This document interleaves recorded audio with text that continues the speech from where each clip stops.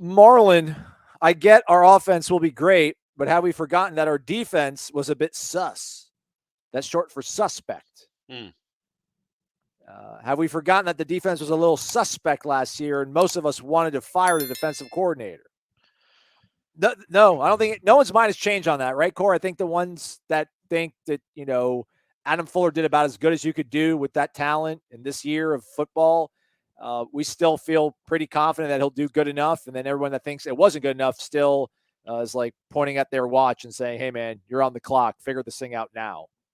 Yeah, look, it's all contextual, right? It's all relative because coming where it came from, the defense was not suspect at all. The defense was very good. And when you look at the national rankings, they were pretty darn good in everything that matters.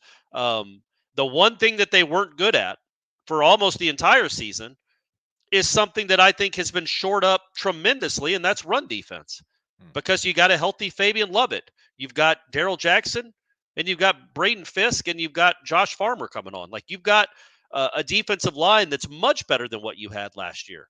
And I know if Cooper's healthy and Lovett's healthy, that's a strong defensive line, but they were not. Clearly, Lovett only played 4 or 5 games. So if you get those guys to stay relatively healthy, that run defense was the thing that I thought was the worst last year, and they'll be much better there. So, and also, if you did a poll of like 100 college football fans from 30 different programs, or 50, let's say 50 programs, and you polled like hardcore fans, how many are in love with their defensive coordinator? How many are like okay with them? Not many. It's the O-line coach kind of example that you guys would use on headlines back in the day, right? Like, who likes their offensive line coach except for Alabama? Right. We complain about Rick Trickett or whatever. So somebody brought this up in the comments, and I'm sorry I don't have it in the YouTube comments to our show from the other day. So shout out to them. But they mentioned, for as prolific as the 19 LSU team was, they did have that one game against Auburn where it was a 23-20 final. And that LSU team did not have a good defense. They had Dave Aranda as their defensive coordinator, but that was not a good defense. I mean, 38 points twice. They allowed 28 against Florida, 37 against Ole Miss. You can see the numbers on your screen there. It was not like a great defense. But, I mean, when you're scoring 60, you can allow 30. There's the potential probably for at least one game, precedent-wise, if you're looking at 2019 LSU's offense and think what Florida State could be on their very best day for 13 straight weeks, you'll still have that one game where your defense will need to come out and play really well. And that's what's going to hinge everything, all the public opinion on Adam Fuller, like once and for all, it feels like. I think, and there really wasn't a game like that last year where you thought the defense kind of saved them. It could have maybe been the NC State game if the offense had done anything in the second half, but then NC State lost their starting quarterback. But Clemson, you needed a really good defensive performance and you didn't get it. Wake Forest, defense wasn't terrible, and I certainly wouldn't say the defense is the reason they lost the game because they only scored 20 points against an average at best Wake Forest defense.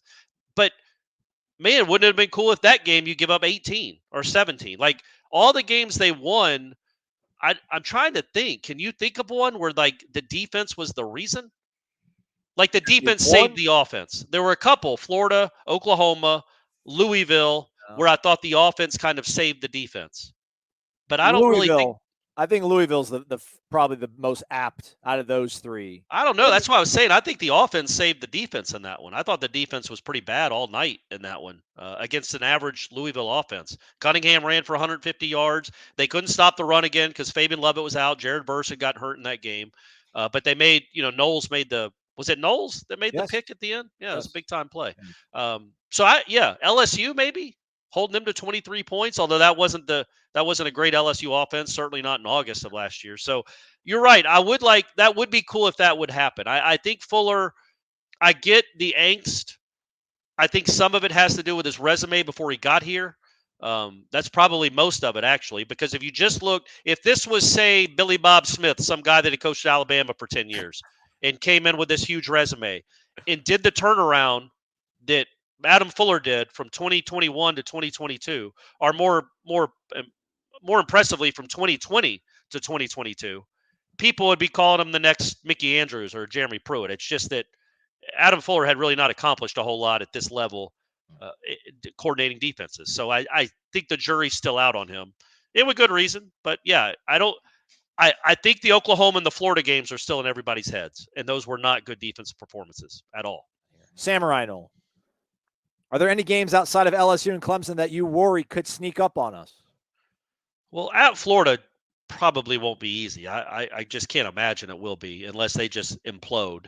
It's possible, and it'd be a noon game. We'll take it. Well, maybe, yeah. And then I don't know, man. At Pitt, we talked about that the other day. I think that where it comes on the schedule, before Miami and after Wake, that could be one. You don't really worry about Southern Miss, Virginia Tech, Syracuse, or Duke. And I could be wrong. One of those teams might end up having a miraculous, year soaked in gold. But I would think those 4 teams are cakewalks. At Wake Forest, that can sneak up on you. When's the last time Florida State beat Wake Forest? It's been a minute. In Wake Forest, right? Yeah. So, yeah, I'm not taking that. I'm not just penciling in a win for that one. Miami, North Alabama. I mean, I feel like they should be wins. Miami game's always weird, especially it just always is. So yeah, there's a few of them I guess could sneak up on you. No, Miami gets no satisfaction of us thinking that they're going to be a challenge. Not after what happened last year. So no, jury they would have to be 9-0 going to that game for me to respect Miami or fear them. I like it, Aslan. In the Florida game, unless Florida is like a sneaky 8-3 team and somehow it gets flexed to a 7:30 kick, maybe. But even at that point, it doesn't have any implications on them making the SEC championship game. They probably won't be in it either. So I guess maybe they'll go all in on that game. Could be a little bit hairy. I mean, because I get it. Like last year was a 1-possession game, but that quarterback isn't no longer here. But he didn't have a lot of help around them. But I don't think they've brought a lot in the portal. And Graham Mertz is not Anthony Richardson. Right. Let me ask you a silly question, Corey. If you knew you're gonna, if you know the Clemson is who you would face in Charlotte on December 2nd, would you prefer to have defeated Clemson on the 23rd of September, or would you rather have had the sting, the awful taste in your mouth of having lost to them as you go into that game in Charlotte? Man, that's hard. It all depends on have you beaten LSU in that scenario? Yes, yeah. It doesn't. Yeah, your national championship hopes are not compromised at all by that result in this scenario. Because I wonder if it's a 1-possession game in Clemson that you just kind of you kind of realize that maybe you lucked out. Maybe they muffed a punt or two. Jordan threw a pick, but you somehow were able to cobble together a win, like having to play them again in the ACC championship game. But that really doesn't qualify as sneaking up on you. It'd be 2 months later, right? I still think that you would rather, obviously you'd rather win the game. You'd rather go in with a win at Clemson. You don't want Dabo to be happy on a Saturday night. You just don't want to see that smile and him all shucking it up in the press conference. You'd rather him having to talk about a loss against Florida State for the first time in 9 years. So, no, I think you want to go ahead and win that bad boy. Plus, if you win it, if one of those games happens to sneak up on you somehow, if you've beaten LSU and Clemson and you say you somehow lose at Wake, because it's just what happens, but Wake ends up being 10-3. Well, you still probably, if you can beat Clemson again in the championship game, have a darn good argument for making the playoff. If you're 12-1 and you beat Clemson twice and LSU once, that probably gets you in the playoff, maybe. Probably, maybe. I'll stick with Duke. My new album. I'll stick with Duke, I guess. And now I see it's homecoming weekend, so everyone's going to leave early because their parents will be here. Florida State will be up by like 10 at half. Everyone will leave. And maybe Duke's defense does some kind of crazy adjustments. That's the only thing. I just think Mike Elko might be able to figure something out to trip up this team. But again, probably not for 60 minutes. Corey's point is that it doesn't really matter how clever he is because physically they probably will be overwhelmed, to which I say you're probably right. Gil writes, I don't think enough is being said about ESPN and the ACC. If the ACC dissolves, then so too would the ACC network. You all touched on it a little bit, but it would not surprise me to see us in the Big Ten. ESPN will be so pissed at us for dissolving their crappy network.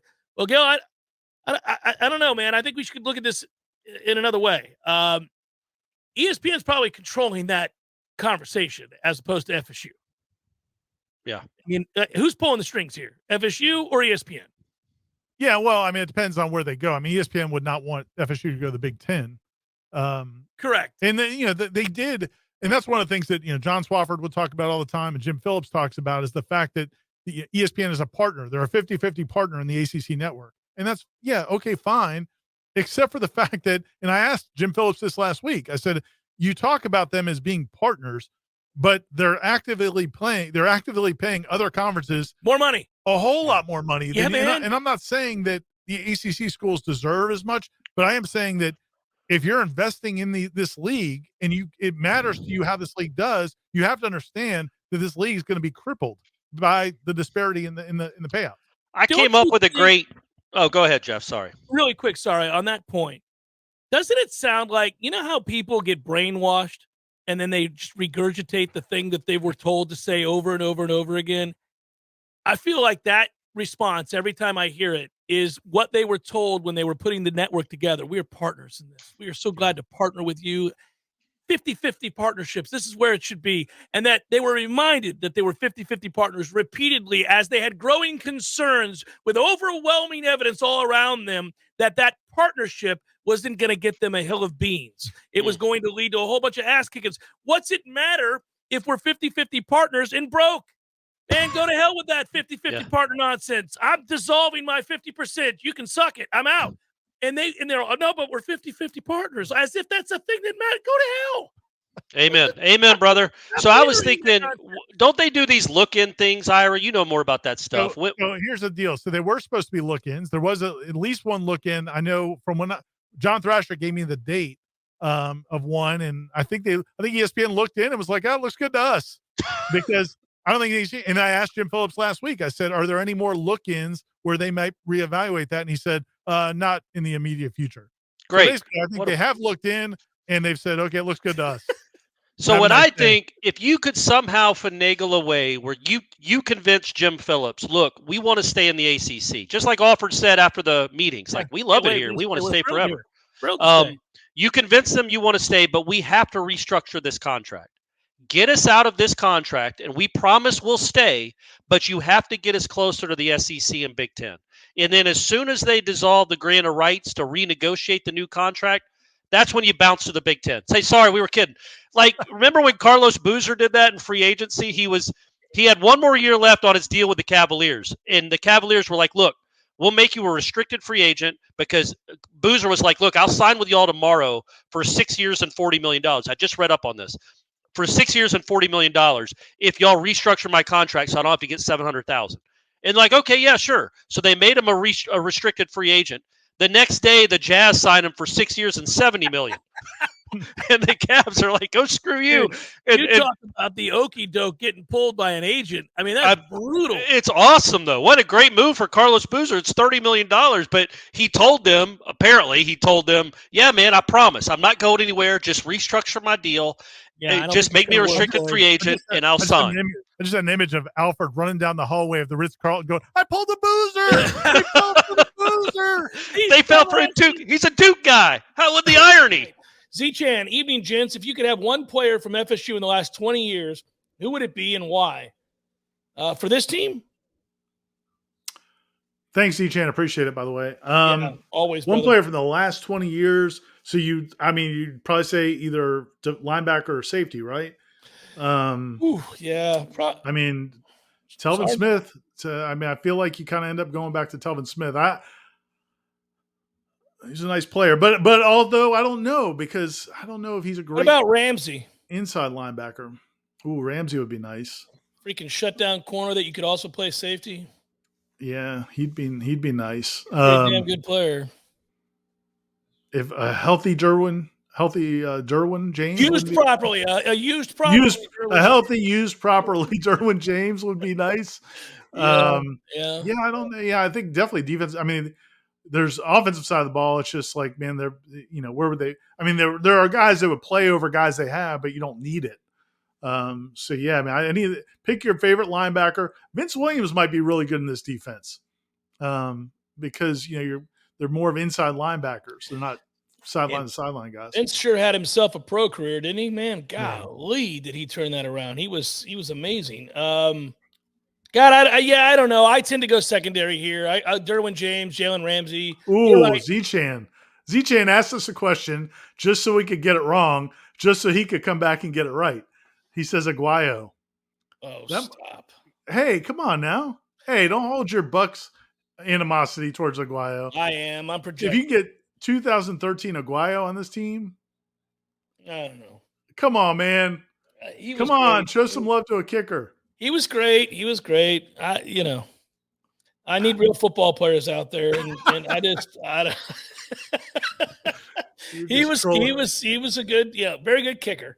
You're just trolling Keith Cottrell at this point. No, and my favorite thing was he made a huge kick at a game I was at down there in Miami that just you could have seen like the life leave those people when he made that kick. Yeah. They knew like this son of a bitch just made a 49-yarder with the game on the line, didn't even flinch. It was down the heart.